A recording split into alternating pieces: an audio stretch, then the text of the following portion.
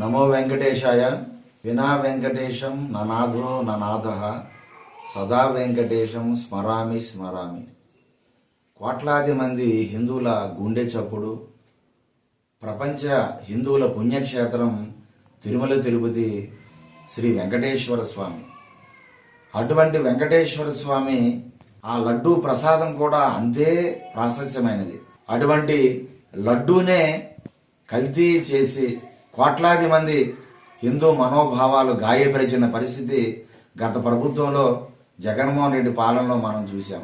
అనేక రిపోర్ట్లన్నీ కూడా కల్తీ జరిగింది అనేటటువంటి వాస్తవాల్ని వెలికితీసి స్పష్టం చేస్తున్నప్పటికీ కూడా కనీసం తప్పు జరిగింది, తప్పు చేశామనేటువంటి పశ్చాత్తాపం కూడా లేకుండా దాన్ని కప్పిపుచ్చి మాయ చేసి ఆ తప్పిదాన్ని ఒప్పుకోకుండా భేషజాలతో అజ్ఞానంతో మరి నాయకులు వైసీపీ జగన్మోహన్ రెడ్డి మాట్లాడడం, దానికి కొంతమంది ఆయనకి వత్తాసు పలకడం, ఇది హిందూ సమాజాన్ని కించపరిచి మాట్లాడడం.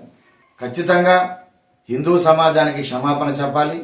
అందరికీ నమస్కారం అండి. జై శ్రీరామ్. నా పేరు కళ్యాణ్, శివశక్తి ప్రధాన కార్యదర్శిని. ఇప్పుడు ఆటో మీద ఒక మేమే ఉంటుంది, హిందువులు నిద్రపోతున్నారు గట్టిగా హారన్ కొట్టొద్దని. ఆ విధంగా ప్రస్తుతం ఉన్నటువంటి హిందూ సమాజము అత్యంత ప్రమాదకరమైనటువంటి వ్యక్తి ఆరాధన అనేటటువంటి ముసుగులో కానీ, లేదా పార్టీ ఆరాధన అనేటటువంటి ముసుగులో కానీ వ్యక్తులుగా, పార్టీలుగా, కులాలుగా, వర్గాలుగా చీలిపోయి కలియుగ ప్రత్యక్ష దైవము శ్రీ వెంకటేశ్వర స్వామివారి దేవస్థానానికి జరిగినటువంటి అపచారాన్ని కూడా ఇదేదో రాజకీయం పరమైనటువంటి కోణము, రాజకీయ పరమైనటువంటి కుట్రలు అనేటటువంటి విధంగా హిందూ సమాజం ఆలోచిస్తుంది. మొట్టమొదట ఈ విషయం బయటకు వచ్చినప్పుడు, చంద్రబాబు చెప్పినప్పుడు కానీ, లేకపోతే ఎన్డీడీబీ రిపోర్ట్ వచ్చినప్పుడు కానీ ఈ విషయాన్ని ప్రస్తావన చేసినప్పుడు హిందూ సమాజం నుంచి తీవ్రమైనటువంటి స్పందన ఉంది.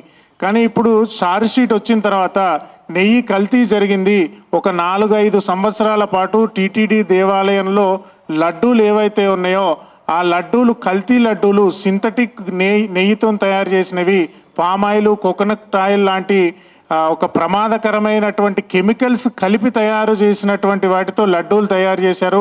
ఆ లడ్డూల్నే అయోధ్య రామమందిర నిర్మాణ సమయంలో ప్రసాదంగా పంచిపెట్టారు అని తెలిసిన తర్వాత చాలామంది హిందువులు మీడియా యొక్క ప్రభావం కానీ, లేదా రాజకీయ పార్టీల యొక్క ప్రభావం వల్ల కానీ వర్గాలుగా, పార్టీలుగా చీలిపోయి వెంకటేశ్వర స్వామి దేవస్థానంలో జరిగినటువంటి అపవిత్రమైనటువంటి కార్యానికి స్పందించకుండా ఎవరికి వాళ్ళు మిన్నకుండా ఉన్నారు. కానీ నిజానికి ఇది చాలా అత్యంత హేయమైనటువంటి విషయము. ప్రతి హిందువు ఆలోచించుకోండి. ధర్మం విషయంలో ఏ పార్టీనైనా సరే పక్కన పెట్టండి, ఏ నాయకునైనా సరే పక్కన పెట్టండి.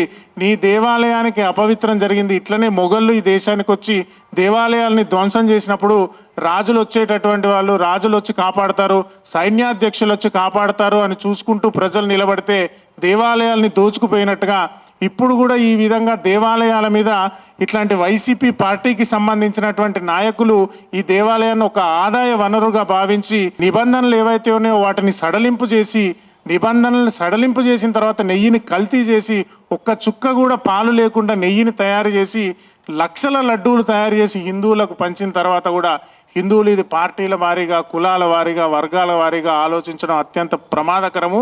హిందూ సమాజానికి ఇది గొడ్డలు పెట్టు లాంటిది.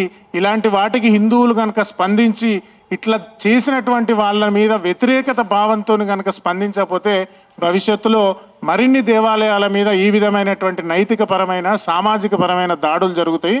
అంతేకాకుండా ఇప్పటి వరకు ఈ ఛార్జ్ షీట్లో ఉన్నటువంటి వాళ్ళందరినీ ప్రభుత్వం ఎందుకు అరెస్టు చేయట్లేదు, వాళ్ళందరినీ 20 సంవత్సరాలు, 30 సంవత్సరాల పాటు కఠినంగా జైల్లో పెట్టే విధంగా ఎందుకు చర్యలు తీసుకోవట్లేదని హిందూ సమాజం తరపున, హిందూ సంఘాల తరపున కూడా మేము డిమాండ్ చేస్తున్నాము. టీడీపీ ప్రభుత్వం వెంటనే చర్యలు తీసుకొని మిగతా వాళ్ళందరినీ అరెస్టు చేయాలి. ఎవరెవరైతే ఈ కుట్రలో భాగస్వాములు ఉన్నారో, ఈ కుట్రలో భాగస్వాములు వెనక ఎవరుండి నడిపించారో, ఆ 250 కోట్ల హవాలా డబ్బు ఏ ఏ మార్గాలలో వెళ్ళిందో, ఆ నాయకులు ఎవరు లబ్ధి పొందారో మొత్తం ఇన్ఫర్మేషన్ మీకు దొరికింది కాబట్టి ఆ ఇన్ఫర్మేషన్ ఆధారంగా ప్రతి ఒక్కరిని అరెస్ట్ చేయాలి. భవిష్యత్తులో ఇలాంటి పనులు, ఇలా దేవాలయాలను అపవిత్రం చేయాలనే ఆలోచన వచ్చేటటువంటి ఎవడైనా సరే ఉచ్చబోసుకునే విధంగా సమాజం నుంచి తీవ్రమైన వ్యతిరేకత రావాలి, చట్టపరమైనటువంటి చర్యలు తీసుకోవాలనేది మేము కోరుతున్నాము. హిందూ సమాజం నుంచి ఈ విషయంలో రాజకీయపరమైన కోణం ఉంది అని మద్దతు తెలుపకుండా సైలెంట్గా ఉన్నటువంటి వాళ్ళు భవిష్యత్తులో ఇలాంటి అనేక సంఘటనలకు మీరే కారణమవుతారు. కాబట్టి ప్రతి ఒక్క హిందువు మీదైన శైలిలో ఖచ్చితంగా ఈ సంఘటన మీద స్పందించండి.